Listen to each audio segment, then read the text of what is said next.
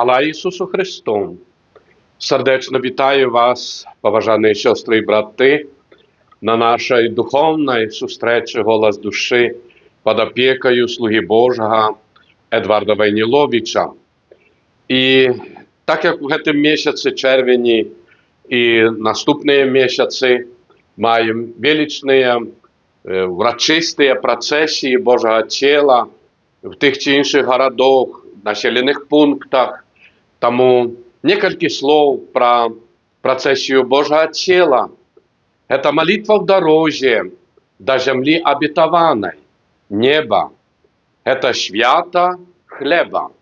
Бо Божье тело – это Иисус, який говорить, что «Я – хлеб життя, і кожен, хто споживає мене, буде жити вічно». Тому ми сьогодні чуємо цей заклик Збавителя, який заохочує нас, щоб ми тривали в добрим. Свято Божого тіла і сама процесія була затверджена в повсюдному костелі в 1317 році. Люди здивлено глядять на многолюдне процесійне шествие по городах в нашій країні і во всьому світі, по вулицях городов, парафій, і думають, невже вірникам мало місця молитися в своїх костелах, що аж треба виходити на вулиці. Так, ми йдемо за Ісусом Христом живим хлібом, який кормить душі наші. Нехай навіть як велика процесія, Божого тіла процесія, але що вона значить насупроть всього народу Білорусі навіть, які щоденно натовпами ідуть праз вулицями у магазин за хлібом, їжею, щоб підсилкуватися, прокормити сім'ю і мати сили працювати далі. Идем за хлебом, идем, как иметь житие штоденное, физичное, да, а духовное, покарм духовный. Бачиш, яни штоденно ходять за хлебом в магазины. И не здивляются, чего так много людей идет за хлебом. Есть хочется, как натолить голод физичный. А вірники, ми з вами, сестри і брати, всі вірники світу, 1 мільярд 300 мільйонів одних католиків. І ми не повинні здивлятися, що люди так говорять, бо вони не відчувають ні раз смагу, голод духовний. І вони йдуть за хлібом, бо тому міновіто ми чуємо, що вірники, які йдемо за Ісусом Христом, ми наталяємо духовний голод. Міновіто які? Бути добрими, пробачливими, терпеливими, скромними, чоловічними. Тобто, бути тими, як хоче бачити весь мир, щоб всі люди були ангели, но не розпочинають працю від себе, а тільки щоб всі навколо нас були добрими. Тому чуємо, як Ісус Христос каже: «Я хліб живий, я хліб життя, айці ваші їли манну в пустині і померли». Это хлеб, який сходить з неба, щоб той, хто з'їсть його, не помер. Я хліб живий, який сошов з неба.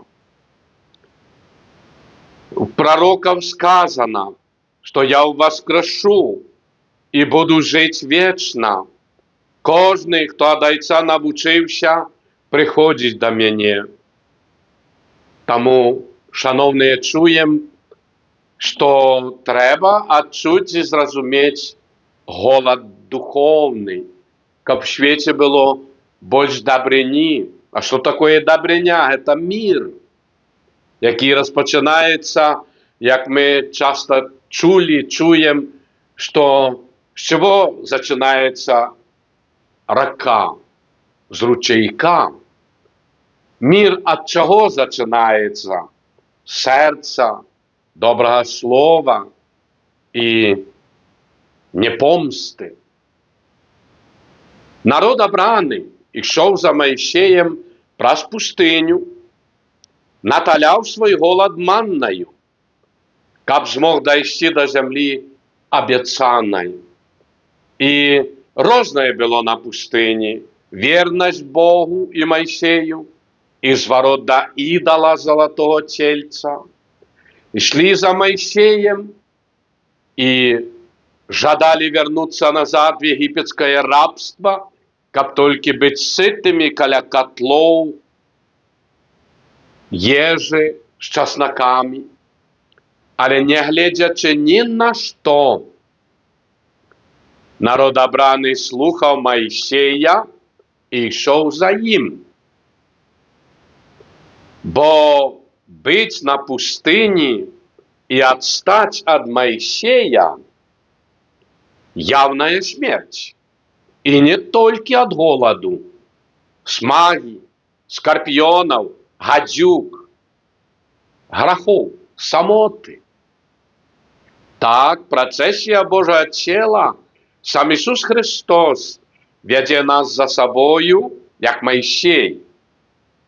Ми різні, я і ви, з різними думками, поглядами, в серце, що виношуємо, великшей чи меншей вірою кожний з нас, але повинні йти за Христом, як народ обраний за Моїсеєм, бо куди ми пойдемо? Скликає апостол Петр: Господи, до кого ми пойдемо? Ти маєш слово життя вічного. Коли ми тепер, шановні сестри і брати, отстанем, отойдем от Иисуса, нам явная смерть вечная. Это и скорпионы, ядовитые бужаки, гадюки, это и все, что ранят наше сердце, семьи. У тебя в семье твоей, твоих детей, сына, дочки, все окей? Мы отчуваем эти укусы сатаны и пекла. Життя наше йде, справді, в духовному сенсі, як та пустиня. І справді, ти хочеш зостатися без Ісуса, ласки Божої, святих сакраментів, этой їжі, хліба для душі, і вижити на пустині. Тому сьогодні нас закликає Збавитель: беріть уділ в процесіях Божого тіла і подумайте, як йшли народ, обраний за Моїсеєм по пустині, каб тільки не відстати. Не відставай, що в наступному годі пойду в процесію. Іди в гэтым годі. Виконуй і допомагай дітям наблизитися до Бога. Ведіть сім'ї до Бога. У Мінську, шановні, процесія Божого тіла по городі була відновлена одразу в початку 90-х годів, після атеїстичної пропаганди, пересліду, уніженнів, очинилася Кальварійська святиня. Дякуючи Олімпіаді в 80-му годі. І ось в 90-х розпочинається менавіта не тільки в костьолі набоженства, але шесте по городу. Ми отримали абсолютно дозвол. Славте Бога! Пропоную вам кілька фотоздимків з тих часов, як процесія свободно йшла по центральних вулицях з десятками тисяч вірників. З Кальварії, на Дне Мігу, до катедри і по проспекте до Червоного костёла. Люди самі заховували порядок, молилися. Ми сапраўды люди виховані. Розпочинався час духовного адрадження, наша надія і так далі. А сьогодні уже навіть, уви, і Червоний костьол замкнений. Але Бог справедливий. І кара Господня завжди близька. Погляньте так само на процесії і упригожуванні парафіянами вулиць в городі Ів'ї. Чи в інших городах, наколькі ми зможемо вам показати некалькі таких фотоздимків.